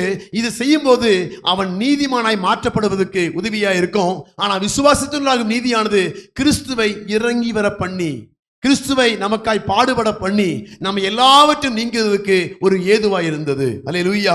அடுத்த ஒரு வசனத்துக்கு வாசிக்கலாம். கலாத்தியர் 3:24 வாசிக்கலாம். 3:24 இவ்விதமாக நாம் விசுவாசத்தினாலே நீதிமான்களாக்கப்படுவதற்கு நியாயப்பிரமாணம் நம்மை கிறிஸ்துவினிடத்தில் வழிநடத்துகிற உபாத்தியாய் இருந்தது. ஆமா, இங்க பாருங்க, இந்த வசனத்தை நல்லா புரிஞ்சுக்கணும். விசுவாசத்தினாலே நீதிமானாக்கப்படுவதற்கு நியாயப்பிரமாணம் நம்மை கிறிஸ்துவினிடத்தில் வழிநடத்துகிற ஒரு உபாதையா இருக்கு, ஒரு வழியா இருக்குது. நீ பாவம் மன்னிக்கப்படுவதா, ரத்தம் சிந்து இல்லாமல் பாவ மன்னிப்பில்லை, இது நியாயப்பிரமாணம். அப்ப ரத்தம் சிந்தப்பட வேண்டும் என்று சொல்லி நியாயப்பிரமாணம் சொல்லுச்சு.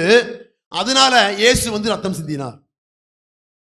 இது ஒரு வழியா போயிடுச்சு. ஏன்னா நியாயப்பிரமாணம் இயேசு நமக்கு இடத்துல உங்களுக்காகவும் எனக்காகவும் பலியானதுக்கு ஒரு உபாதையாய் மாறினது. அந்த நியாயப்பிரமாணத்தை நீங்க எப்படி பார்க்கணும்னா, இது பின்னால எப்படி நம்ம ரத்தம் சிந்தப்படுதல் இல்லாமல் பாவ மன்னிப்பில்லை, இது நியாயப்பிரமாணம். இயேசு உங்களுக்காய் ரத்தம் சிந்தப்பட வைப்பதற்கு அது ஏதுவாய் இருந்தது, ஒரு வழியாய் இருந்தது, தவிர நியாயப்பிரமாணம் வேற ஒன்றும் செய்யல. இப்படி நியாயப்பிரமாணம் செய்ய முடியாத விசுவாசத்தினால் நம்ம செய்யும் போது நம்ம எப்படி மாறுகிறோம் என்று சொன்னா, கலாத்தியர் 3:26 வாசிக்கலாம். 26-27 கலாத்தியர்ல அதுவே ஆண்டவர் சொல்லுவார் பாருங்க. பவுல், நீங்கள் எல்லாரும் கிறிஸ்து இயேசுவை பற்றும் விசுவாசத்தினால் தேவனுடைய புத்திரராய் இருக்கிறீர்களே, தேவனுடைய பிள்ளைகளாய் இருக்கிறீர்களே. அல்லேலூயா. நியாயப்பிரமாணத்தின் மூலமாய் ஒருவர் நீதிமானாக்கப்பட்டு தேவனுடைய புத்திரராய் மாறுவதை காட்டிலும் நீங்களும் நானும் இயேசுவை ஏற்றுக்கொண்டதுனால தேவனுடைய புத்திரராய் மாறுகிறோம். அல்லேலூயா. இயேசு ரத்தத்தை கழுவப்படுகிறதுனால நீங்களும் நானும் எப்படி மாறுறோம்?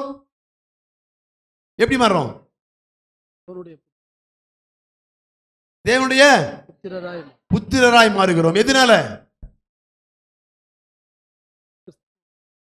கிறிஸ்து இயேசுவை பற்றும் விசுவாசத்தினால். கிறிஸ்து இயேசு எதுக்காய் நம்ம பலியானார், எப்படி பாவங்கள் மன்னிக்கப்படுகிறது, அதான் பேசிட்டு இருக்கிறோம்.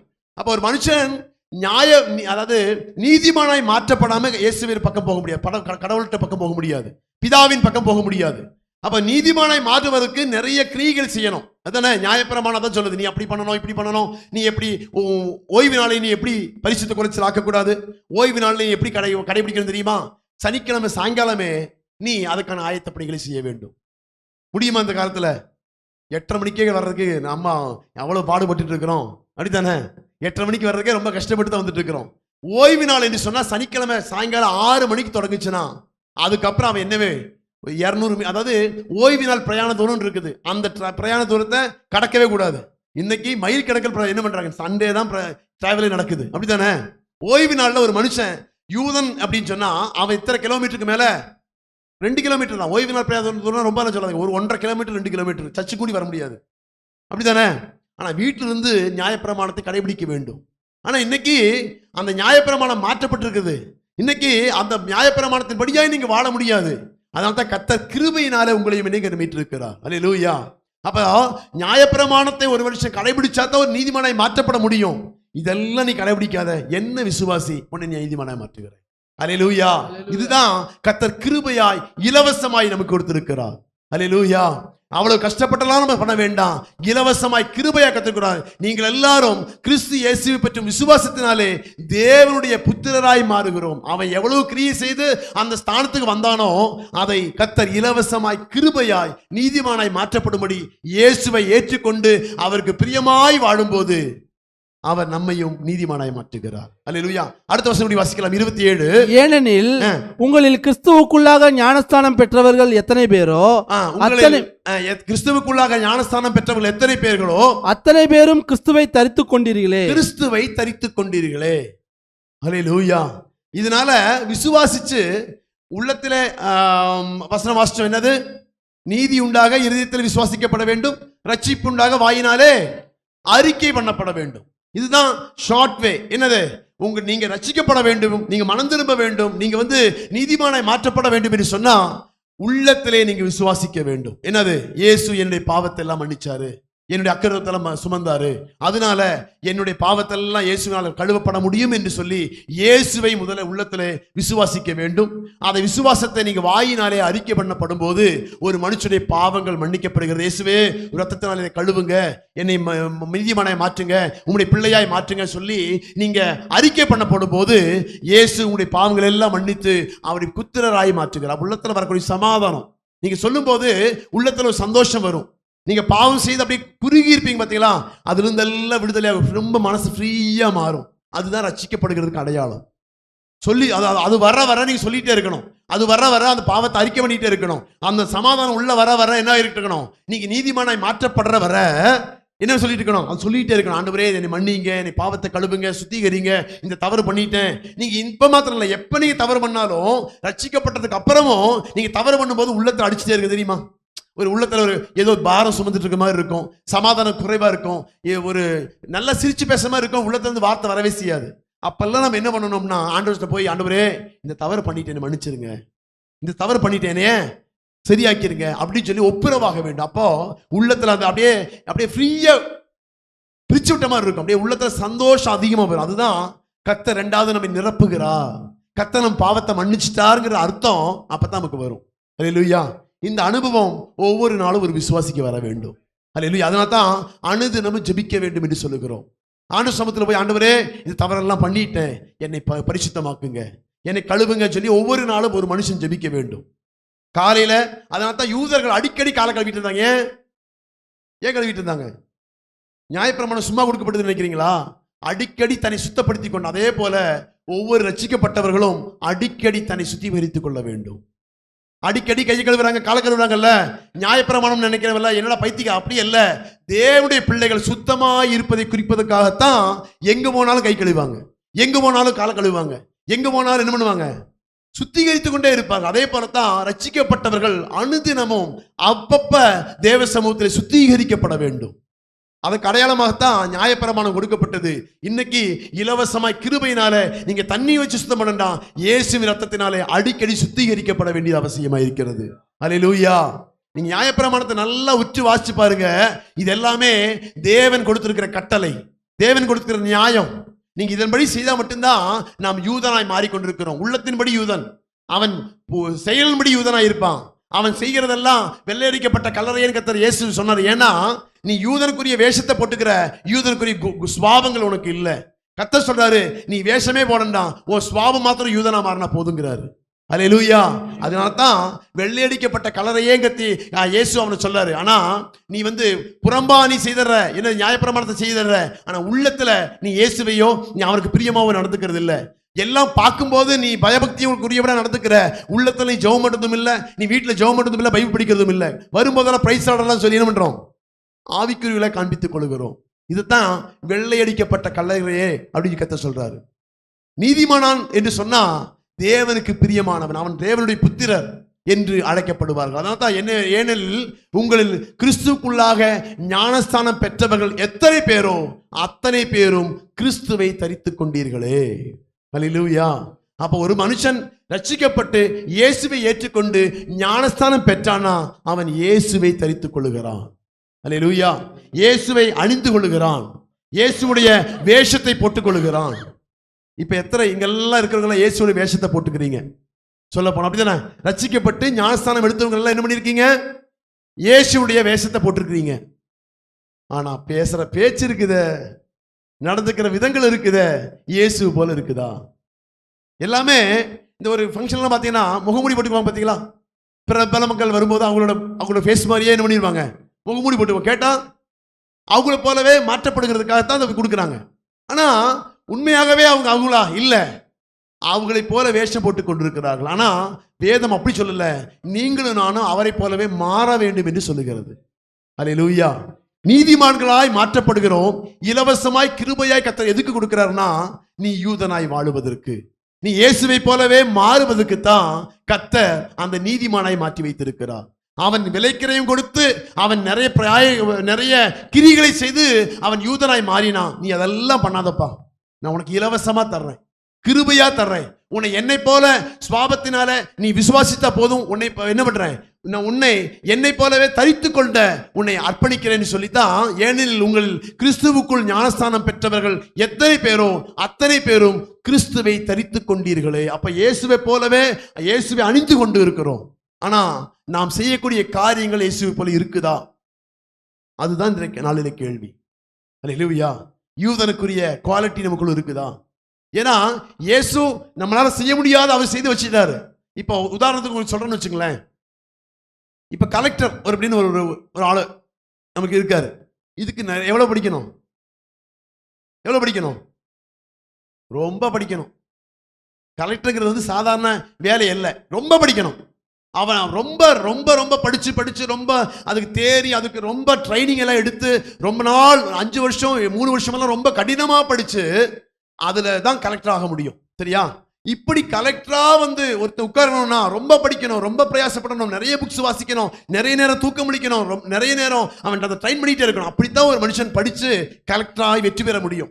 இவனுக்கு போஸ்டிங் ஆகி குவான்டல் வந்து உட்கார வைக்கிறார் அப்படின்னா அவன் கலெக்டரோட வேலை செய்வதற்கு ரொம்ப சிம்பிளா இருக்கும். சரியா? ஆனா கர்த்தர் சொல்றாரு, உனக்கு இலவசமா ஒண்ணுமே நீ படிக்கல, சரியா படிக்கல, கலெக்டரை வந்து உட்கார வச்சுட்டு வச்சுக்குவோம். எவ்வளவு பெரிய பாக்கியம்! நிறைய நேரம் படிக்கல, நிறைய நம்ம இது பண்ணல, நிறைய புக்ஸ் வாங்கல, நிறைய ஒண்ணும் பண்ணல, உன்னை கலெக்டர் உட்கார வைக்கிறேன் அப்படிங்கிறாரு. இதுதான் இலவசமாய் கிருபையா? அவன் கஷ்டப்பட்டு படிச்சு 5 வருஷம் 8 வருஷம் கஷ்டப்பட்டு படிச்சு கலெக்டர் வந்து உட்கார்றதுக்கும் நீங்க ஒண்ணுமே படிக்காம ரெக்கமெண்டேஷன்ல கர்த்தர் சொல்றாரு, இவன் தான் இன்னைக்கு கலெக்டர் சொல்றாரு, உன்னை கலெக்டர் உட்கார வச்சா எவ்வளவு ஆச்சரியமா இருக்கும். இப்படித்தான் இலவசமாய் நியாயப்பிரமாணத்தின் மூலமாய் கஷ்டப்பட்டு ஒருத்தர் நீதிமானாய் மாற்றப்படுவதை காட்டிலும் இயேசு இலவசமாய் கிருபையினாலே, இயேசு ரத்தத்தினாலே உங்களையும் என்னையும் நீதிமானாய் மாற்றி இருக்கிறார். அல்லேலூயா. கலெக்டரா உட்கார்ந்துட்டு கலெக்டர் செய்ய வேண்டிய வேலை செய்யணும். ஓகே, அதை நீங்க நல்லா புரிஞ்சுக்கணும். கலெக்டரா வந்து உட்கார்ந்துட்டு கலெக்டருடைய வேலையை அவன் நீங்க படிச்சு வந்தாலும் சரி இலவசமாய் வந்தாலும் சரி கலெக்டருடைய வேலை செய்யணும். அதுதான் இயேசு நியமித்திருக்கிற வழி. அதுதானே உண்மை. கலெக்டரா வந்து உட்கார வச்சுட்டாரு, நான் இலவசமா வந்த வேலை செய்ய மாட்டேன் உட்கார முடியுமா? இல்ல. உனக்கு கிருபையாய் இலவசமாய் அந்த கலெக்டர் எவ்வளவு கஷ்டப்பட்டு படிச்சு வர வேண்டிய எல்லா கடினமான தன்மையும் கர்த்தர் மாற்றி உன்னை இலவசமாய் கொண்டு வந்து உட்கார வச்சிருக்கிறாரு. இந்த இலவசமாய் உனக்கு கலெக்டர் வேலை கொடுத்துட்டாரு. இனிமேல் நீ கலெக்டருக்குரிய அந்த அதிகாரத்தோடு அந்த அந்தஸ்தோடு அந்த என்ன அதிகாரத்தோடு கலெக்டர் செய்ய வேண்டிய வேலையெல்லாம் செய்யணும். அதே போலத்தான் கர்த்தரும் உங்களை நீங்கள் நீதிமானாய் மாற்றி வைத்திருக்கிறார், தேவனை தரித்துக் கொள்ளும்படியாக வைத்திருக்கிறார். நீங்கள் இயேசுவை வெளிப்படுத்தப்பட வேண்டியது அவசியமாக இருக்கிறது. அல்லேலூயா. இலவசம் தான், கிருபை தான், எல்லாம் கர்த்தர் உங்களுக்கும் எனக்கும் இலவசமாய் கர்த்தர் கொடுத்திருக்கிறார். அல்லேலூயா. அதான் இலவசமாய் கிருபையினால் நீதிமானாக்கப்பட்டேன். பாட்டு இருக்குல்ல, இலவசமாய் கிருபையினால் நீதிமானாக்கப்பட்டேன், நீதிமானாக்கப்பட்டேன். பாட்டு அழகா பாடியிருக்காங்க பாத்தீங்களா? அப்ப இலவசமாய் கிருபையாய் உங்களை கலெக்டர் மாதிரி கொண்டு உட்கார வச்சிருக்காரு. இயேசுவின் ஸ்வாபத்தை கொண்டு வச்சிருக்காரு. நீங்களும் நானும் அவரை ஸ்வாபத்தை தரித்துக் கொள்ளும்படியாகத்தான் வேதத்தை வாசிக்க சொல்லுகிறோம். அவருக்கு பிரியமான அந்த வேஷத்தை தரித்து கொண்டு அவருங்க என்பது ஏனெனில் உங்களில் கிறிஸ்துவுக்குள்ளாக ஞானஸ்தானம் பெற்றவர்கள் எத்தனை பேரோ அத்தனை பேரும் கிறிஸ்துவை தரித்து கொண்டீர்களே. அப்ப கிறிஸ்துவை தரித்து கொண்டு வர்றதெல்லாம் வேறையா இருக்கக்கூடாது. கிறிஸ்துவின் சுவாபம் உங்களுக்குள் உருவாக வேண்டும். நீதிமானாய் என்று சொன்னான் அவன். பாருங்க, அவளை தனக்கு நியமிக்கப்பட்டவள் கர்ப்பவதியான போது அவளை அவமானப்படுத்த எண்ணாமல் நீதிமானாய் இருந்தபடியினாலே அவமானப்படுத்துறதுக்கு எண்ணல. எவ்வளவு நீதிமான் பாத்தீங்களா? அவன் குவாலிட்டி பாத்தீங்களா? அதான் நீதிமானுக்குள்ள குவாலிட்டி இருக்கணும் நமக்கு. என்னது? அன்பு. அதனால தான் 1 கொரிந்தியர் சொல்லுவாரு, அன்பு சகலத்தையும் சகிக்கும். இயேசுவுக்கு வேண்டி நீங்க சகிக்க ஆரம்பிக்கணும், சகலத்தையும் விட்டு கொடுக்க ஆரம்பிக்கணும், சகலத்தையும் மன்னிக்க ஆரம்பிக்கணும், சகலத்தையும் மறக்க ஆரம்பிக்கணும். அதான் கிறிஸ்துவை தரித்து கொண்டா உங்களுடைய சுவாபங்கள் ஒரு மனுஷனுக்காக அல்ல, நீங்க கிறிஸ்துவுக்காக நீங்க பண்ண வேண்டும். என்னது? சகிக்கணும். அவங்க மேல அன்பு இருந்தா அதுக்காக இல்ல, இயேசு மேல அன்பு இருந்தா அவங்களை நீங்க மன்னிப்பீங்க. நாம என்ன தப்பா புரிஞ்சுக்கிறோம். 1 கொரிந்தியர் 13வது அதிகாரத்துல என்னது? அன்பு சகலத்தையும் தாங்கும். என் மனைவி மேல எனக்கு அன்பா இருந்ததுன்னா அவளை மன்னிப்பேன், என் அப்பா மேல அன்பா இருந்தா மன்னிப்பேன், அப்படி அர்த்தம் அல்ல. இயேசுவின் மேல உங்களுக்கு அன்பு இருந்ததுன்னா உங்க அப்பாவை நீங்க மன்னிப்பீங்க. இயேசுவின் மேல அன்பு இருந்ததுன்னா உங்க மனைவியை மன்னிப்பீங்க. இயேசுவின் மேல அன்பு இருந்ததுன்னா நீங்க மற்றவர்களுக்கும் விட்டு கொடுப்பீங்க. அப்ப ஒரு கிறிஸ்துவினோட அன்பு சகலத்தையும் தாங்கும். இயேசுவின் மேல இருக்கிற அன்பு ஒருவனை தாழ்ந்து போக வைக்கும். இயேசுவின் அன்பு ஒருவனை விட்டு கொடுக்க வைக்கும், மறக்க வைக்கும், மன்னிக்க வைக்கும். எல்லாவற்றையும் அவர்கள் மேல் இருக்கிற அன்பு அல்ல, இயேசுவின் மேல் இருக்கிற அன்பினாலே நாம் மறக்கப்படுகிறோம். அல்லேலூயா. நாம் விட்டு கொடுக்க ஆரம்பிக்கிறோம். அப்ப நம்ம நீதிமானாய் மாற்றப்பட்டது இருக்குதேபா, இதுதான் இயேசுவின் சுபாவம். இயேசுவை தரித்து கொண்டா அந்த அன்பினாலே நம்ம கட்டப்படும் போது நாம் மாற்றப்படுகிறோம். அல்லேலூயா. வசனம் இருக்குது. சரி, கலாத்தியர் 6:9 வாசிக்கலாம். 2-3 வசனங்களை மாத்திரம் வாசிச்சு முடிக்க விரும்புகிறேன். 1 கொரிந்தியர் 6 6:9 வாசிங்க. அநியாயக்காரர் தேவனுடைய ராஜ்யத்தை சுதந்தரிப்பதில்லை என்று அறியீர்களா? அநியாயக்காரர் தேவனுடைய ராஜ்யத்தை சுதந்தரிப்பதில்லை என்று அறிந்திருக்கிறீர்களா?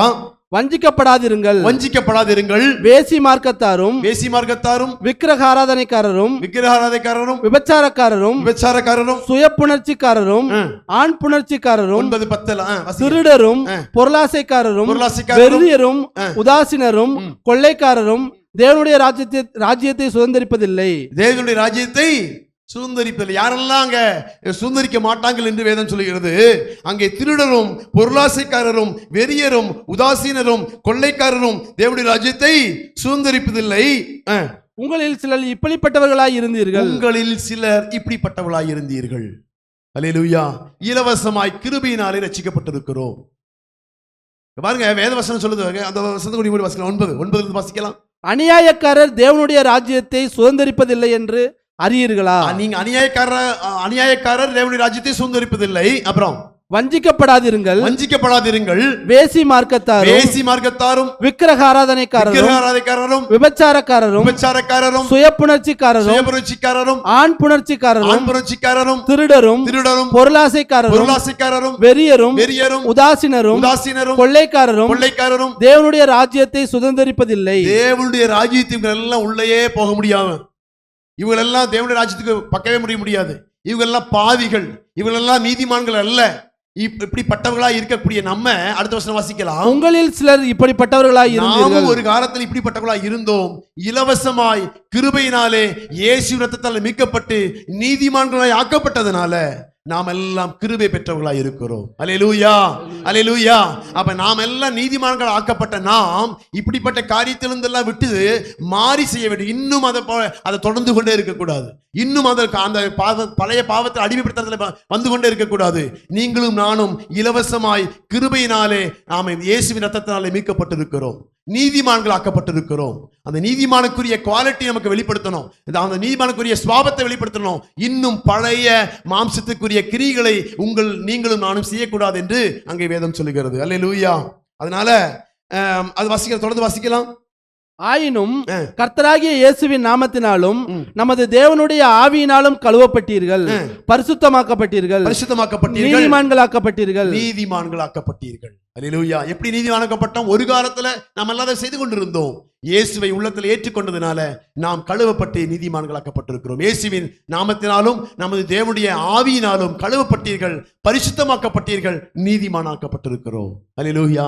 பழைய ஏற்பாட்டு காலத்துல அவ்வளவு விலைக்கிரயமாய் கொடுக்கப்பட்ட நீதிமானாய் மாற்றப்படுவது அவ்வளவு அரிதான காரியமாய் இருந்தபோது இயேசு உங்களுக்காகவும் எனக்காகவும் இலவசமாய் கிருபையினாலே விசுவாசத்தின் மூலமாக நம்மை நீதிமானாய் மாற்றி இருக்கிறார். அல்லேலூயா. கழுவப்பட்டிருக்கிறோம். அவர் பிள்ளைகளாய் மாற்றப்பட்டிருக்கிறோம். அவருடைய புத்திரராய் மாற்றப்பட்டிருக்கிறோம். இயேசுவை தரித்துக் கொண்டிருக்கிறோம். ஆனா இயேசுவை தரித்துக் கொண்டிருக்கிற நீங்களும் நானும் அவர் சுவாபத்தின் பங்குள்ளவர்களாய் மாற வேண்டும். அவருடைய சுவாபத்திற்கு பங்காளிகளாய் மாற வேண்டும். அவர் சுவாபத்தை வெளிப்படுத்தக்கூடிய பிள்ளைகளாய் மாற வேண்டும். அதுதான் அங்கே ஆண்டவர் சொல்லுகிறார் அல்லவே. அல்லேலூயா. அதனால மத்தேயு 1:8 வாசிச்சோம்ல, அவன் என்ன பண்ணனா? நீதிமான் அவமானப்படுத்த மாட்டான். நீங்களும் நானும் ஒருவரை ஒருவர் அவமானப்படுத்த இல்லாததை என்ன சொல்லக்கூடாது? உருவாக்கி. அங்க ஒண்ணுமே நடந்திருக்காது. நடந்த மாதிரி கையும் காலு மூக்கு வாயெல்லாம் வச்சு ஒருத்தரை பத்தி என்ன பண்ண சொல்லக்கூடாது? அவமானப்படுத்தி இருக்கக்கூடாது. நீங்க இனிமேல் இதுவரை எப்படி இருந்தீங்கன்னு தெரியாது. ஆனா இனி ஒருத்தரை குறிச்சு குறை சொல்றதுக்கு நீங்க போய் நிற்க கூடாது. அவன் பாருங்க, யோசேப்பு அங்க குறை சொல்றதுக்கு நிறைய காரியங்கள் இருந்தது. இருந்தாலும் அவன் நீதிமானாய் இருந்தபடியினாலே அந்த குறை சொல்லுவதற்கான வாய்ப்புகளும் சந்தர்ப்ப சூழ்நிலைகள் கரெக்டா இருந்த போதும் அவன் தவறு செய்யாம தன்னை நீதிமானாய் காத்துக்கொண்டான். அல்லேலூயா. நீங்களும் நானும் நீதிமானாய் காத்துக்கொள்ளப்பட வேண்டியது அவசியமாக இருக்கிறது. அல்லேலூயா. குறை சொல்ல மாட்டோம். எந்த காரியம் அது உண்மையா எனக்கு தெரியும் நடந்தது அப்படின்னு வச்சுக்குவோம். அது உண்மையாகவே இருக்கட்டும். நீங்க போய் அதை ஏன் சொல்றீங்க கேட்கிறேன் நான். நம்ம ஏன் போய் அதை பப்ளிசிட்டி பண்றோம்? எனக்கு தெரியுங்க, அவன் தப்பு பண்ணிட்டான் தெரியும், நீங்க ஏன் போய் 4 பேர் சொல்றீங்கன்னு கேட்கிறேன் நான். நீங்க சொன்னீங்கன்னா நீங்க நீதிமான் அல்ல. உண்மையாதான், வேற ஒண்ணும் இல்லை. நீங்க போய் இல்லாத எனக்கு தெரிஞ்ச காரியம் தான், உண்மையான காரியம் தான். யோசேப்பே அங்க செய்யல, செய்தானா? செய்யல. இல்லாததை போய் சொல்லல, இருக்கிறதே சொல்லல. அவன் நீங்க இல்லாதது இருக்கிறதெல்லாம் சொல்றீங்க. அதனால யோசேப்பை போல நீங்கள் நீதிமானாய் மாற வேண்டும். ஏன்னா இது சும்மா கிடைச்சதல்ல, இலவசமாய் கிருபையினாலே நீதிமானாக்கப்பட்டிருக்கிறோம். இழந்து போகாதீர்கள். அல்லேலூயா. விட்டு விடாதீங்க. அப்ப நீதிமானாய் மாற்றப்பட வேண்டியது மிகவும், ஏன்னா தேவனுக்கு பிரியமான பிள்ளைகளாய் மாற்றப்பட்டிருக்கிறோம். தேவனுடைய பிள்ளையுடைய குணம் குறை சொல்லுவது அல்ல, ஒருவனை பத்தி இல்லாத சொல்றது அல்ல, இருக்கிறதே சொல்றதல்ல. சுருக்கத்தை சொல்ல போனா, அவன் குற்றவாளியா இருந்தாலும் நீ குற்றவாளி என்று தீர்க்காத. அதான் கர்த்தர் சொல்றாரு. அப்ப நீ ஏன், இதுதான் தேவனுடைய குவாலிட்டி, தேவனுடைய குணம். அப்ப யோசேப்பு நீதிமானாய் இருந்ததுனால அவன் குற்றப்படுத்த விரும்பவில்லை. குற்றவாளியாய் இருந்தவர்களையும் குற்றப்படுத்த, அதுதான் நீதிமானுக்குள்ள குவாலிட்டி. அதே போல நீங்களும் நானும் நீதிமானாய் மாற்றப்பட்டிருக்கிறோம். கிருபையை விட்டு போக்கடித்து விடாதீர்கள், கிருபையை இழந்து விடாதீர்கள். நீங்க அநேகரை குற்றப்படுத்தி குறை சொல்லி அவங்கள வந்து இல்லாதெல்லாம் சொல்லி பாட்டுக்குடி சொல்றது, ஒருவர் வசைகூறி துன்புறுத்தி இல்லாத சொல்லும் போது நீ மகிழ்ந்து களி கூறு, உன் கைமாறு. கேள்விப்பட்டிருக்கீங்களா? விசுவாசத்தினால் நீதிமான் பிழைப்பான், விசுவாசியே பதறாதே. கேள்விப்பட்டிருக்கீங்களா? தெரியாதா? பழைய பாட்டு, அருமையான பாட்டு. பிறர் வசை கூறி துன்புறுத்தி இல்லாதது சொல்லும் போது, பிறர் வசை கூறி துன்புறுத்தி இல்லாதது சொல்லும் போது நீ மகிழ்ந்து களி கூறு, உன் கைமாறு மிகுதியாகும். விசுவாசத்தினால் நீதிமான் பிழைப்பான், விசுவாசியே பதறாதே. விசுவாசத்தினால் நீதிமான் பிழைப்பான், விசுவாசியே பதறாதே. பாட்டல, பழைய பாட்டல, அருமையான பாடல். 2 வசனம் மாத்திரம் சொல்லி நான் முடிக்க விரும்புகிறேன். சங்கீதம் 36:1 வாசிக்கலாமா? வசனத்தை மாத்திரம் வாசிச்சு முடிக்கலாம். சங்கீதம் 33:1. நீதிமான்களே, கர்த்தருக்குள் களிகூருங்கள், களிகூர்ந்து துதி செய்வது செம்மையானவர்களுக்கு தகும். ஆமென். நீதிமான்களே, கர்த்தருக்குள் களிகூர்ந்து துதி செய்யுங்கள். துதி செய்வது செம்மையானவர்களுக்கு தகும். நீங்க இல்லாத சொல்றது தகாது, தேவனுக்கு பிரியமாய் துதிப்பது தேவனுக்கு தகும். யோசேப்பு அங்கே நீதிமானாய் மாற்றப்பட்டது காரணம், அவன் இருக்கிறதையே சொல்லல. ஆனா அதை சொல்லக்கூடாது. நாம் என்ன பண்ண, நீதிமானாய் இருந்தா என்ன பண்ணணும் அப்படின்னா, நீதிமான்களே கர்த்தருக்குள் களி கூறுங்கள், துதி செய்வது செம்மையானவளுக்கு தகும். அப்ப நம்ம துதிக்கணும். நீதிமானாய் இருந்தா குறை சொல்றதை காட்டிலும், மற்றவனை பத்தி பேசாத காட்டிலும் தேவனிடத்தில் நீங்கள் பேசுங்கள். அல்லேலூயா. அடுத்த வசனம் கூடி வாசிக்கலாம். எரேமியா, எசேக்கியேல் 18:9 வாசிக்கலாம். எசேக்கியேல் 18:9. என் கட்டளையின்படி நடந்து, என்னுடைய கட்டளையின்படி நடந்து, என் நியாயங்களை கைக்கொண்டு உண்மையாய் இருப்பானாகில், அவனே நீதிமான். அல்லேலூயா. அவன் என் கட்டளையின்படி நடந்து என் நியாயங்களை கைக்கொண்டு அவைகளின்படி நடக்கிறவன் தான் நீதிமான். அல்லேலூயா. கட்டளையை வாசிச்சு கட்டளையின்படியாய் நடக்கக்கூடியவன் தான் நீதிமான். அவன் கர்த்தருக்கு பிரியமான காரியத்தை செய்வான். அல்லேலூயா. அதனால நம்முடைய வாழ்க்கையில ஒரு காரியம் நீங்க தீர்மானிக்க வேண்டும். வேதத்தை வாசிக்க வேண்டும், தேவனை துதிக்க வேண்டும், தேவனுக்கு பிரியமாய் வாழ வேண்டும். இதுதான் நீதிமானுடைய சுபாவம். அப்ப இயேசுவை தரிக்கப்பட்ட நீதிமான்களை மாற்றப்பட்டிருக்கிற, இலவசமாய் கொடுக்கப்பட்ட இந்த கிருபையை போக்கடிக்காம, இழந்து போகாம அனுதினமும் ஜெபிப்பதும், அனுதினமும் வேதத்தை வாசிப்பதும், இந்த நீதி உண்டாக இருதயத்தில் விசுவாசம் உங்களுக்கு பெருக வேதத்தை வாசிக்க வேண்டும். அல்லேலூயா. நீ வேதத்தை வாசிப்பேன்னு சொல்றவங்கள ஒரு அல்லேலூயா பார்க்கலாம். டெய்லி வாசிப்பேன். ஆமா, டெய்லி வாசிக்கணும். இந்த வருஷத்துல வாசிச்சு முடிச்சிடணும். 2 காரியம் இருக்குது. ஒண்ணு, டெய்லி வாசிக்கணும். இந்த வருஷத்துல வேதத்தை வாசிச்சு முடிச்சிடணும். அதுல எந்த மாற்று கருத்து இல்லை. அந்த நீங்க நீதிமானாய் மாற்றப்படுவதற்கு, நாங்க சொல்ற பிரசங்கத்துக்கு நீங்க வேதத்தை வாசிச்சா தான் உதவியா இருக்கும். யோபு பத்தி சொல்லும் போது, யோபு நீங்க வாசிச்சா உங்களுக்கு புரியும். நீங்க வந்து இங்க கேட்டீங்கன்னா புதுசா இருக்கும். ஐயோ யோபுவா எப்படி அப்படின்னு கேட்பீங்க. நீங்க வேதத்தை வாசிச்சிருந்தீங்கன்னா நாங்க சொல்ற பிரசங்கங்கள், நாங்க சொல்லுகிற ஆலோசனைகள் உங்களுக்கு விளங்கிக் கொள்வதற்கு இது எதுவா இருக்கும். 2 காரியத்துக்காக படிக்கிறோம். ஒண்ணு, நாங்க பிரசங்கம் உங்களுக்கு புரியணும்னா வேதத்தை வாசிக்கணும். 2வது, தேவனுக்கு பிரியமா இருக்கணும்னாலும் வேதத்தை வாசிக்கணும். உங்களுக்கு விசுவாசம் பெருகணும்னாலும் வேதத்தை வாசிக்கணும். அப்ப எல்லாவற்றுக்கும் மிக முக்கியமா இருக்கிற வேதத்தை நீங்கள் வாசிக்க உங்களுடைய ஆவிக்குரிய வாழ்க்கையில நீங்கள் நீதிமானாய் மாற்றப்பட்டு கொண்டே இருப்போம். அல்லேலூயா. கண்களை மூடி நாம் ஜெபிக்கலாம். தேவ சமூகத்துல நன்றியோடு நாங்கள் துதிக்கிறோம். அப்பா, ஸ்தோத்திரிக்கிறோம். நல்ல தகப்பனே, இந்த நல்ல காலை வேளைக்கு நன்றி செலுத்துகிறோம். ஓய்வு நாளுக்காக நன்றி செலுத்துகிறோம். நீதிமானாய் மாற்றப்பட்ட யோசேப்பை நாங்கள் பார்த்தோம் அப்பா. அவன் நீதிமானாய் இருந்தபடியினால அவமானப்படுத்துவதற்கு எண்ணாம, நீதிமானாய் இருந்தபடினாலே அவன் குற்றப்படுத்துவதற்கு எண்ணாம, தேவனுக்கு பிரியமாய் வாழ்வதை தீர்மானித்து அவன் ரகசியமாய் தள்ளிவிட தீர்மானித்தான். ஆனா தேவதூதன் வந்து அவனோடு பேசின போது அதை ஏற்றுக்கொண்டு தேவனுக்கு பிரியமாய் வாழ்ந்தான். அதே போல இந்த நாளிலும் நாங்கள் தேவனுடைய வசனத்தை நாங்கள் வாசித்திருக்கிறோம், கேட்டிருக்கிறோம், நீதிமானாய் மாற்றப்பட்டிருக்கிறோம். உள்ளத்திலும் ஆமேன் யூதனாய் உள்ளத்தில விருத்த சேதனம் உடையவர்களாக, செவியிலும் இருதயத்திலும் விருத்த சேதனம் உள்ளவர்களாக நாங்கள் சில கட்டுப்பாடோடு கூட வாழும்படியாய், சில தேவையில்லாதவர்களை நீக்கி வாழும்படியாய் அழைக்கப்பட்டிருக்கிறோம். அப்பா, இந்த பூமியில வாழும்போது மற்றவர்களைப் போல் வாழாதபடி நாங்கள் நீதிமானாய் வாழ்வதற்கு எதையெல்லாம் நீக்க வேண்டுமோ, எதையெல்லாம் தவிர்க்க வேண்டுமோ, எதையெல்லாம் விட்டுவிட வேண்டுமோ, எதையெல்லாம் சகிக்க வேண்டுமோ அதுபடியாய் சகித்து நீதிமானாய் வாழ்ந்து இயேசுவை தரித்துக் கொண்டது மாத்திரமல்ல, இயேசுவை வெளிப்படுத்தக்கூடிய பிள்ளைகளாய் எங்களை மாற்றும்படியாய் நாங்கள் ஜெபிக்கிறோம், அர்ப்பணிக்கிறோம். தொடர்ந்து நீ பொறுப்படுத்திக் கொள்ளும், வழி நடத்தும்.